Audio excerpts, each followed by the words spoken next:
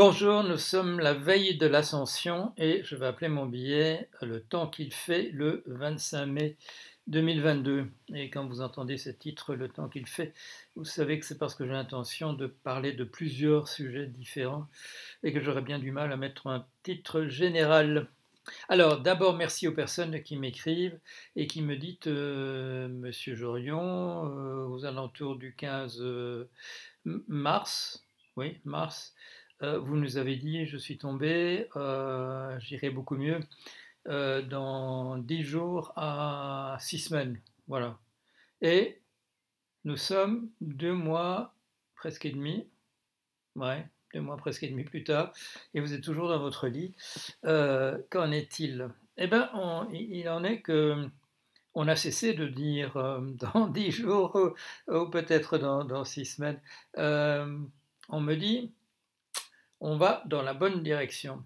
Alors, pourquoi cette différence entre ce diagnostic optimiste il y a plus de 2 mois, et optimiste aussi, mais de manière beaucoup plus, comment dire, prudente maintenant, c'est parce que l'IRM a découvert des choses que la radio, la radioscopie n'avait pas révélées, et donc c'est plus compliqué. Mais on veut toujours m'éviter une opération, et donc voilà, on essaye par des moyens de la kinésithérapie plutôt que par la chirurgie immédiatement. Ça ne veut pas dire qu'on ne fera pas la chirurgie un jour ou l'autre, mais dans quelques mois. Mais en attendant, bon, j'ai pris l'habitude, voilà, de marcher avec d'être aussi souvent dans mon lit qu'on me recommande de le faire, et quand je marche, de marcher avec une attelle. Bon, c'est pas, je ferai pas un marathon comme ça, je peux même pas aller dans le jardin, mais bon, voilà. Donc ça, c'est la première chose, c'est des nouvelles simplement pour les gens qui ont l'amabilité de s'enquérir de ma santé. Alors, j'ai 4 autres sujets à couvrir. Je ne vais pas m'apesantir sur celui de la Russie et de l'Ukraine, parce que, vous le savez, j'ai rien à dire de plus que ce que j'avais dit à peu près, c'était quoi, 3 semaines avant l'invasion, ou un mois avant l'invasion de l'Ukraine par la Russie. J'ai dit ça va être très dangereux, ça risque d'être une guerre thermonucléaire. Euh, Bon, on m'a traité de fou furieux à l'époque. À l'époque, il y avait 2 personnes qui disaient qu'il y avait un risque de guerre thermonucléaire. Il y avait Madame Masha Jovanovic, dont vous vous souvenez sans doute, elle avait témoigné au procès d'impeachment, de destitution de M. Trump, est-ce que c'était le premier ou le second? En tout cas, elle avait témoigné, c'était l'ambassadrice américaine en Ukraine. Bon. Alors, c'est donc une personne qui est relativement bien placée pour avoir une opinion sur le risque de guerre thermonucléaire attaché à l'Ukraine et à la Russie. Et votre serviteur. Bon, ça faisait peu de monde. Maintenant, nous avons été rejoints par une troupe nombreuse. Il y a en particulier tous les commentateurs sur la télé officielle russe. On peut dire c'est de la propagande, etc. Mais enfin bon, ils en parlent. Et avec de plus en plus d'assurance du fait qu'on va raser New York, qu'on va raser Londres et des choses de cet ordre-là, et que ce sera l'affaire de quelques minutes. Voilà, les calculs sont faits en termes de secondes. Et donc, la seule différence entre ma position il y a, c'est quoi, 4 mois, chose comme ça, et maintenant, c'est que je fais partie je défendais une position à laquelle s'est ralliée, je dirais, la quasi-totalité des gens qui réfléchissent, et pas plus tard qu'hier, Monsieur Soros, Georges Soros, la bête noire, comme vous le savez, de l'élite antisémite du monde et de toutes les extrêmes droites unifiées du monde, parce qu'elles savent qu'ils représentent effectivement un danger pour l'union des extrêmes droites à la surface du monde. Et M. Georges Soros a alerté hier au sommet de Davos en disant à peu près la même chose que je disais ici il y a 4 mois pour votre édification. Bon, alors, j'ai rien d'autre à dire, je passe au point suivant. Les États-Unis, pendant ce temps-là, vont de moins en moins bien, et Monsieur Poutine doit se réjouir du fait que la déliquescence des États-Unis se poursuit sous nos yeux. La prise de pouvoir fasciste suit son cours par un certain nombre de mesures prises au niveau des États, en particulier visant à interdire le vote aux minorités qui traditionnellement votent démocrates. On a fait fuiter un rapport, de M. Alito, l'un des juges de la Cour suprême, qui va probablement dans les mois qui viennent supprimer, rendre illégal l'avortement au niveau de la Cour suprême des États-Unis, c'est-à-dire au niveau du pays tout entier, au niveau fédéral, et ce seront aux États individuels d'essayer de parer cela au niveau local. On décide en ce moment des primaires pour les élections législatives du mois de novembre, et dans de nombreuses primaires, le candidat du Parti républicain qui sera en présence, avec des chances sérieuses de l'emporter, sera un candidat soutenu par M. Trump, continuant d'affirmer, voilà, des gens qui continuent d'affirmer dans leur campagne électorale maintenant, que l'élection de 2020 était truquée. Donc la prise de pouvoir fasciste est en train de déroule son scénario aux États-Unis. Monsieur Poutine doit s'en réjouir.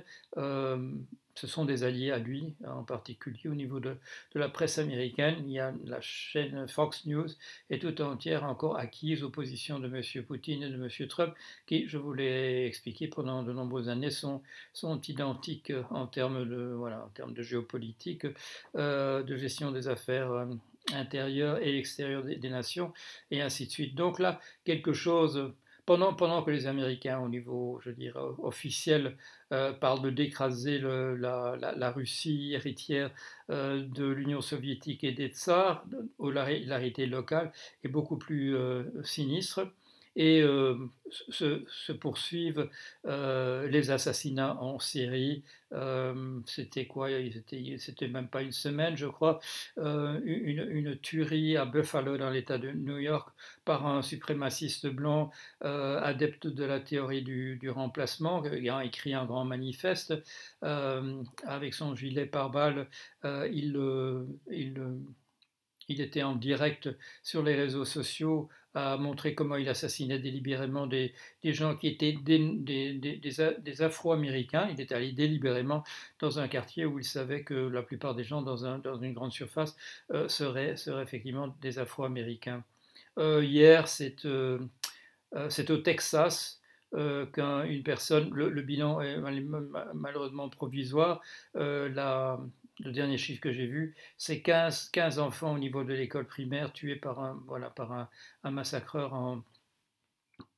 en série. Et la première réaction de certaines personnalités du Parti républicain a été de dire, je ne plaisante pas, a été de dire il faut donc armer tous les enseignants dans les écoles.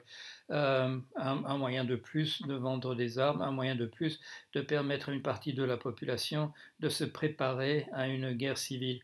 Pour la première fois, c'est quoi, ça date d'une semaine, M. Trump a appelé officiellement à une guerre civile.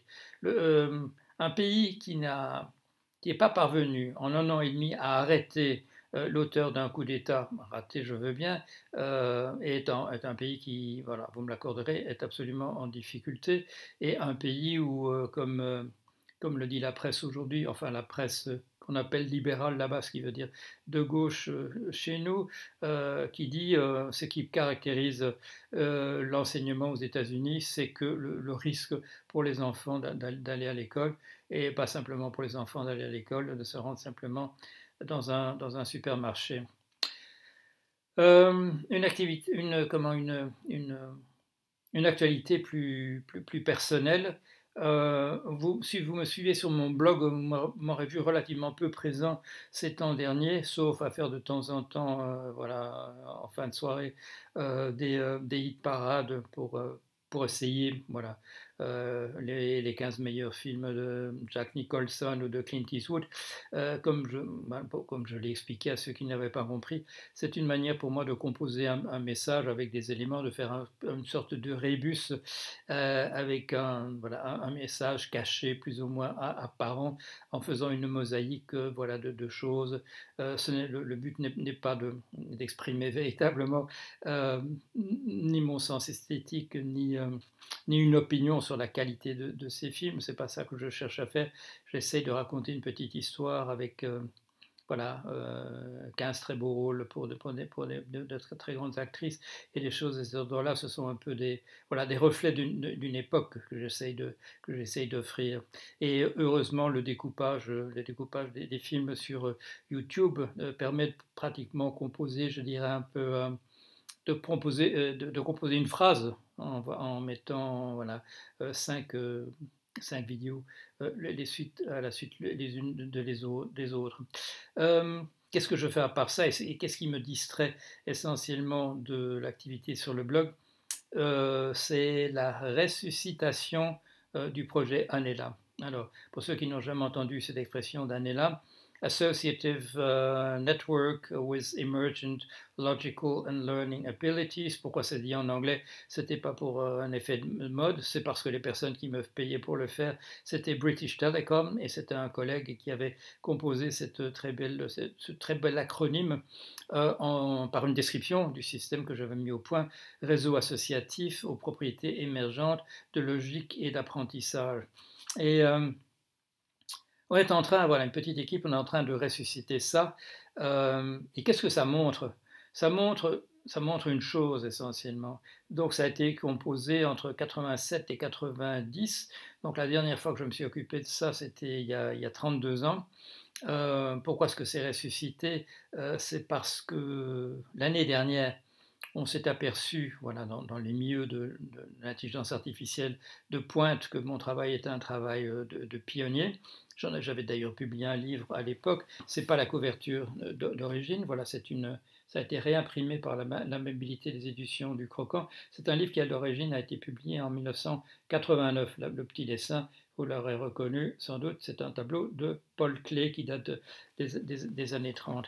Et ce qui apparaît en ressuscitant Anela maintenant, et qui finalement fait penser que cet intervalle de 32 ans ne doit pas être vu simplement comme, je dirais avec tristesse, comme un retard pur et simple, c'est à quel point il aurait été difficile à l'époque de poursuivre dans la voie que j'ai empruntée pour la première fois, et à quel point il est facile maintenant, je ne dis pas que toutes les difficultés sont levées, mais à quel point il est facile maintenant de reprendre un projet de ce type-là, de le composer dans un environnement actuel et de le connecter à un robot, de le connecter, de le représenter dans un jeu vidéo, des choses de cet ordre-là, parce que des bibliothèques existent, parce qu'il y a des outils tout à fait préfabriqués qu'on peut simplement mobiliser, parce que la représentation graphique est beaucoup plus simple aujourd'hui, et représentation graphique qu'on pouvait faire, je dirais, à la main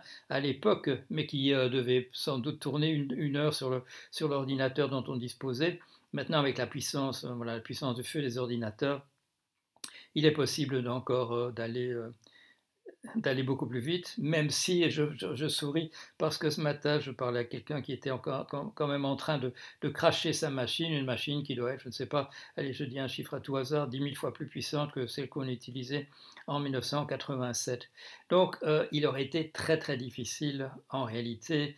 Il aurait fallu tout inventer, il aurait fallu réinventer la roue pour véritablement continuer dans la direction que j'ai indiquée à ce moment-là. Et c'est pour ça que c'est formidable, bon, d'abord que l'année dernière, on remette un petit peu mes travaux à l'actualité, dans une tentative d'obtenir un financement au niveau européen qui n'a pas été obtenu, mais il y a moyen, avec une équipe relativement petite, avec des moyens relativement réduits, il est possible d'aller très très vite et de faire, de faire en quelques jours ce qui aurait demandé des mois si ça avait été fait dans ces années 1987-1988.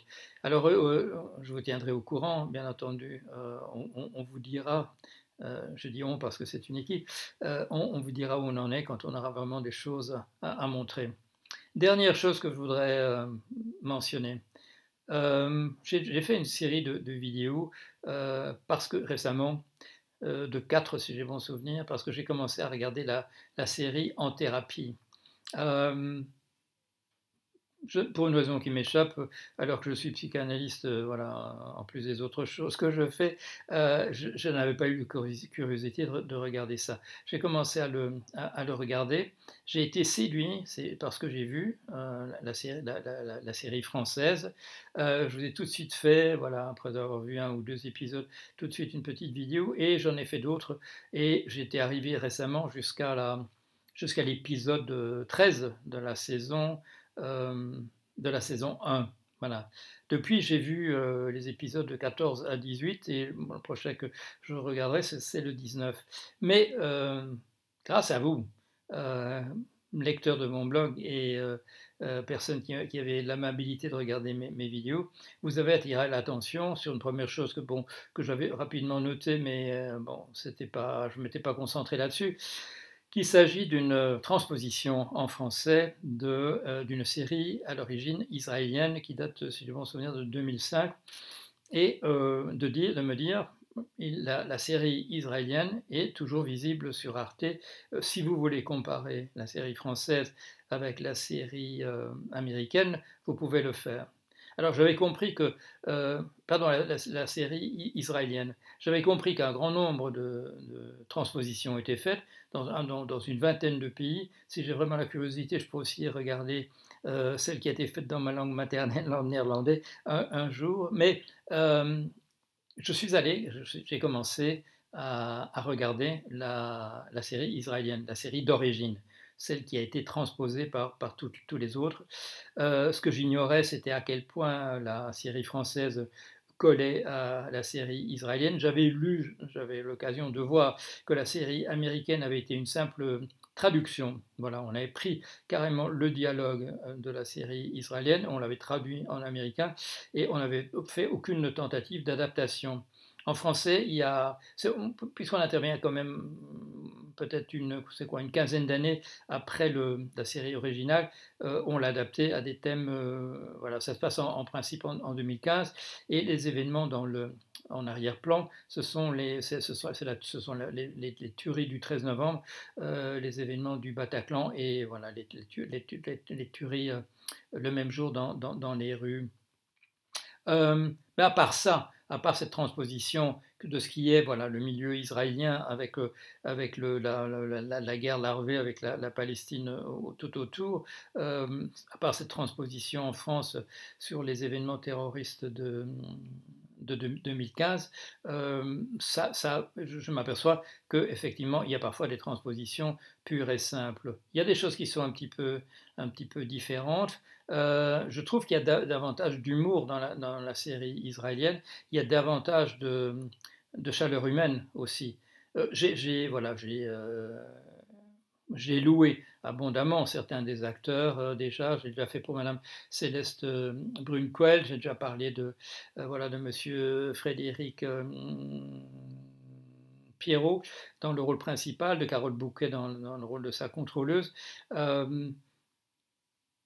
Et j'aurais dû, au passage, bien entendu, et je le fais maintenant, puisque j'ai l'occasion de le faire, dire tout le bien que je pense de la performance de Madame Mélanie Thierry dans le rôle d'Ariane, et de Monsieur Reda Kateb dans le rôle d'Adèle. Voilà.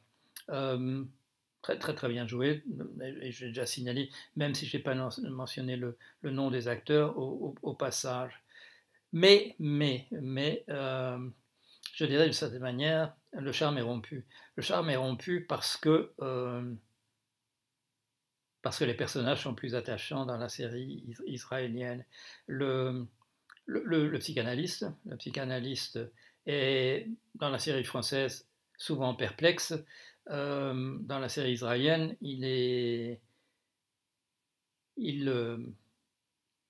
c'est un doute existentiel qui le taraude. Et il n'a pas, son humour n'est pas agressif, il ne fait pas de l'esprit comme le fait quelquefois le personnage du docteur Dayan dans la série française. C'est plutôt, je dirais, de l'ordre de l'humour noir souvent, ou des private jokes, des petites blagues qu'il se fait à lui-même. C'est beaucoup moins agressif et c'est davantage, je dirais, sur le mode de l'autodérision. Il est dans le doute et pas dans la perplexité, si vous voyez la différence.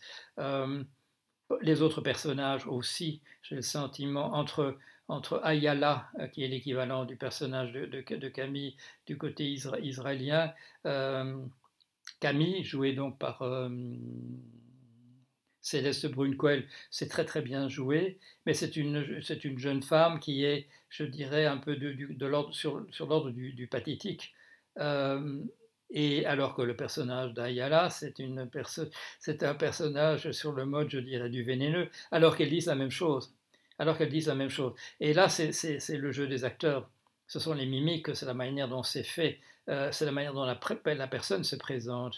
Même chose, une différence tout à fait extraordinaire alors que c'est le même personnage qui s'appelle donc en français s'appelle Ariane. Euh, c'est pas du tout le même personnage que le personnage équivalent en anglais. Pourquoi? Parce qu'il y a une chemistry, comme on dit. Il y a des atomes crochus, manifestement, quand on voit ces deux acteurs israéliens. Euh, à un moment donné, et ça, ces lignes-là, je ne les ai pas entendues dans la série française, cette femme, donc, qui est amoureuse de son psychanalyste, lui dit, à propos du fait d'avoir révélé son amour, de manière un peu indirecte et implicite, mais enfin, il a compris que c'était ça qu'on parlait, j'avais prévu 2 scénarios. Et le premier, c'est que vous seriez levé et m'auriez embrassé aussitôt. Bon, il ne l'a pas fait. Et alors il dit, et le second, et elle dit, le second, c'est que vous seriez levé et vous m'auriez embrassé et nous n'aurions pas roulé sur le tapis. Et c'est extrêmement drôle. Mais on voit mal, vu le personnage, je dirais, incarné par Frédéric Pierrot et celui joué par Mélanie Thierry, on voit mal. D'ailleurs, on comprend mal, d'une certaine manière. On comprend mal. Il n'y a pas d'atome crochu entre les deux personnages dans la série française. Et c'est pour ça que cette idée que la seule question qui se pose, c'est est-ce qu'on aurait roulé sur le tapis ou on aurait attendu pour le faire plus tard, elle paraît tout à fait évidente quand on voit les deux personnages, ces deux personnages extrêmement chaleureux, l'un en face de l'autre. Et, euh, et on voit des personnages, je dirais, euh, travaillés par par des choses extrêmement profondes. Et c'est peut-être lié au contexte israélien qui est quand même tout à fait spécifique. Il y aura des tas de choses à dire sur Israël que je dirais et que j'ai déjà dit volontiers dans d'autres cadres. Mais c'est une situation tout à fait spécifique du point de vue historique, du point de vue contemporain, du point de vue voilà, aussi de poudrière qui se trouve là dans ce pays créé, là je vais quand même pas reculer devant les mots, créé artificiellement dans une situation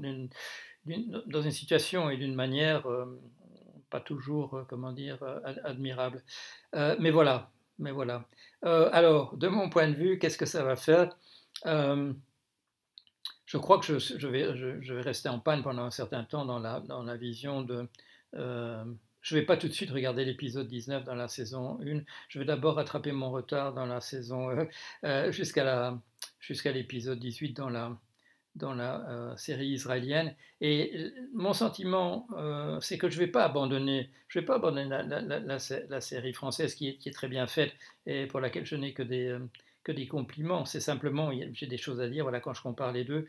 Mais je crois que la manière quand j'arriverai à hauteur de l'épisode 18 de la saison 1, la manière dont je procéderai, ce sera probablement de regarder d'abord l'épisode original israélien et de voir ensuite, pour ma propre édification, comment les Français se sont débrouillés à essayer de reproduire cela. Et quand j'aurai fini, si je suis complètement accro comme au point que je le suis en ce moment, je regarderai la manière dont les Américains l'ont fait et probablement la manière dont les Néerlandais l'ont fait aussi à leur façon. Donc voilà, le 25 mai 2022, nous vivons, j'ai utilisé le mot de poudrière, nous vivons une situation extrêmement, extrêmement difficile, avec un risque de guerre thermonucléaire qui n'est pas en train de reculer par rapport au moment où j'en ai parlé pour la première fois, ça devait être en janvier, ça devait être en janvier, qui ne recule pas, qui reste, je dirais, au même niveau. La seule différence, c'est que l'analyse que j'avais faite à l'époque est aujourd'hui partagée par un très très grand nombre de personnes. Ça ne fait aucune différence sur le terrain. Euh, la seule chose qui fait une différence sur le terrain, c'est l'attitude, il faut le dire, l'attitude va-t-en guerre maintenant d'un certain nombre de pays qui disent, et c'est pratiquement, s'ils ne disent pas les Ukrainiens à Moscou, qu'il faut aller renverser, que M. Zelensky va aller renverser M. Poutine à Moscou, et les analyses, je dirais, beaucoup plus, comment dire, raisonnable, rationnel de M. Macron qui continue de dire, et il est absolument crucifié, crucified, assassiné dans la presse anglo-saxonne pour dire il est extrêmement dangereux que M. Poutine perde entièrement la face, ce qui est vrai, ce qui est vrai. Je l'avais dit dans ma vidéo donc il y a pas mal de temps, la situation est telle et je le disais donc 3 semaines avant l'invasion, est telle qu'il serait extrêmement dangereux, en tout cas, que M. Poutine perde. Ce qui n'était pas un encouragement à ce qu'il gagne, mais qu'on est dans une situation où un Poutine perdant va pousser sur le bouton de la bombe atomique, enclenchant une guerre thermonucléaire. Je ne dis pas, voilà, maintenant ce que je dis n'est pas très différent de ce que disent Henry Kissinger, George Soros, etc. 3 mois plus tard. Voilà, allez, à bientôt.